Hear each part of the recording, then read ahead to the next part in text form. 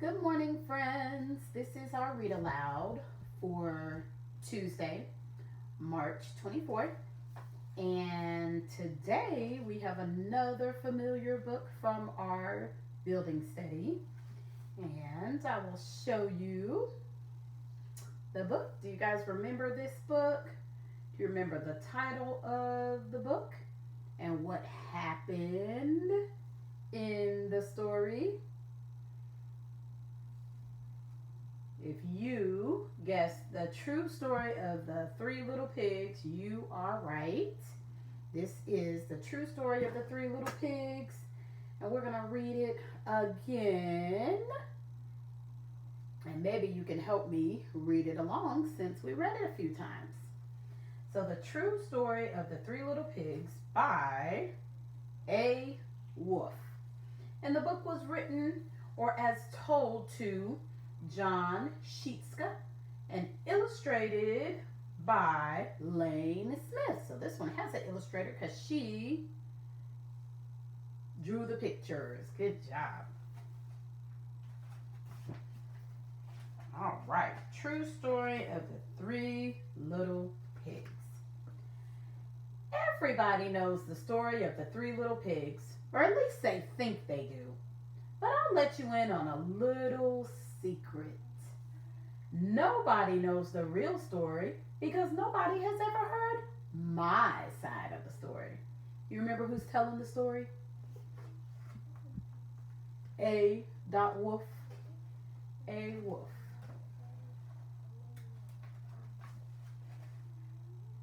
I'm the wolf, Alexander T. Wolf. You can call me Al. I don't know how this whole big bad wolf thing got started, but it's all wrong. Maybe it's because of our diet.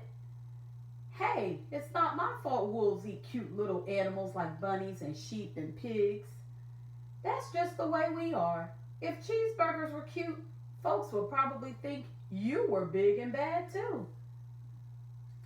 Looks like a yummy cheeseburger.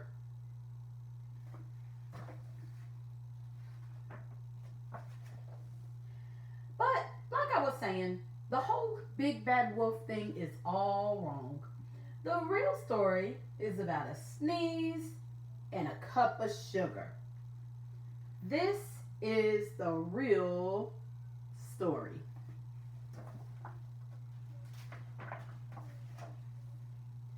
Way back in Once Upon a Time, I was making a birthday cake for my dear old granny. I had a terrible sneeze. I ran out of sugar. Had a terrible sneezing cold and he ran out of sugar. So I walked down the street to ask my neighbor for a cup of sugar. Now this neighbor was a pig. And he wasn't too bright either. He had built his whole house out of straw.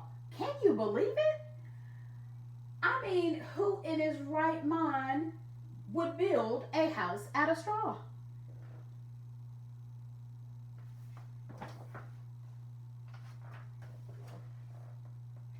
So of course, the minute I knocked on the door, it fell right in. I didn't want to just walk into someone else's house. So I called. Little pig, are you in? No answer. I was just about to go home without the cup of sugar for my dear old granny's birthday cake. That's when my nose started to itch. I felt a sneeze coming on. Well, I huffed and I snuffed. And I sneezed a great sneeze.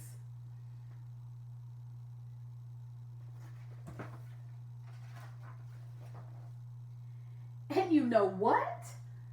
That whole straw house fell down. And right in the middle of the pile of straw was the first little pig, dead as a doornail. He had been home the whole time. It seemed like a shame to leave a perfectly good ham dinner lying there in the straw, so I ate it up. Think of it as a big cheeseburger just lying there. I mean, really, would you just eat it up too? I guess he couldn't help it. I was feeling a little better, but I still didn't have my cup of sugar. So I went to the next neighbor's house. The neighbor was the first little pig's brother. He was a little smarter, but not much. He built his house out of sticks. I rang the doorbell on the stick house. Nobody answered. I called, Mr. Pig, Mr. Pig, are you in? He yelled back, go away, wolf. You can't come in. I'm shaving the hairs on my chinny chin chin. Good job, guys. I had just grabbed the doorknob when I felt another sneeze coming on. I huffed and I snuffed and I tried to cover my mouth, but I sneezed a great sneeze. And you're not going to believe it, but this guy's house fell down just like his brother's. When the dust cleared, there was the second little pig, dead as a doornail. Wolf's honor. He said, Wolf's honor, like, I'm telling you the truth. Now, you know food will spoil if you just leave it out in the open. So I did the only thing there was to do. I had dinner again. Think of it as a second helping. I was getting awfully full, but my cold was feeling a little better. And I still didn't have that cup of sugar for my dear old granny's birthday cake. So I went to the next house. This guy was the first and the second little pig's brother. He must have been the brains of the family. He built his house out of bricks. Good job. I knocked on the brick house. No answer. I called, Mr. Pig, are you in? And do you know what that rude little porker answered? Get out of here. Well, don't bother me again.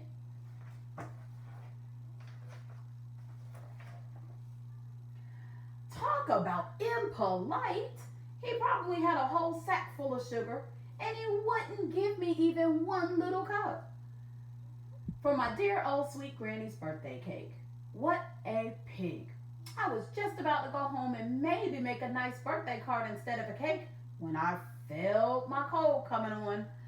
I huffed and I snuffed and I sneezed once again. Then the third little pig yelled, and your old granny can sit on a pin. That wasn't very nice. Look at him, he looks very angry. Y'all remember that? That pig was very angry. Now, I'm usually a pretty calm fellow, but when somebody talks about my granny like that, I go crazy. When the cops drove up, of course I was trying to break down the pig's door, and the whole time I was huffing and puffing and sneezing and making a real scene. He was going crazy, huffing and puffing and huffing and puffing and sneezing, so he says. The rest, as they say, is history. The news reporters found out about the two pigs I had for dinner. They figured a sick guy going to borrow a cup of sugar didn't sound very exciting. So they jazzed up the story with all that huff and puff and blow your house down. And they made me the big bad wolf. That's it. The real story, I was framed. And you guys remember what the word framed meant? It meant that he was blamed. Somebody else did it and they tried to blame him and make him look like the big bad wolf. But maybe you could loan me a cup of sugar. Now he's in jail. So he says the story went. That's how the story went. But we don't know. All right, true story of the three little pigs. So, I have a question. Do you think the wolf would have eaten the first and second little pig if the pig had given him a cup of sugar? What do you think would have happened if he had gotten a cup of sugar from the first pig? Do you think he would have still eaten him, or what? Or what if he went to the second pig's house and got a cup of sugar? Do you still think he would have eaten him? I think so. Because in the beginning of the story, remember he told us that he just can't help it because they eat bunnies and pigs and sheep. He said, it's not my fault wolves eat cute little animals like bunnies and sheep and pigs. So I think he probably would have ate them anyway. But, and if the wolf story is true, and he was put in jail unfairly, he was framed and thrown into jail, how would that make you feel about the wolf if the story was he really didn't blow their house down? Do you think you'd feel better about the wolf? You think he's a nice guy? Think about wolves for real, like real wolves and real animals like the wolf. Do you think he's nice? I don't know. I think he probably really did blow their house down and huffed and puffed, because he said it himself. He liked to eat sheep and bunny and pigs. He said it. Well, thanks for listening today, guys. You guys did an awesome job helping me with the story and an awesome job listening. We'll see you tomorrow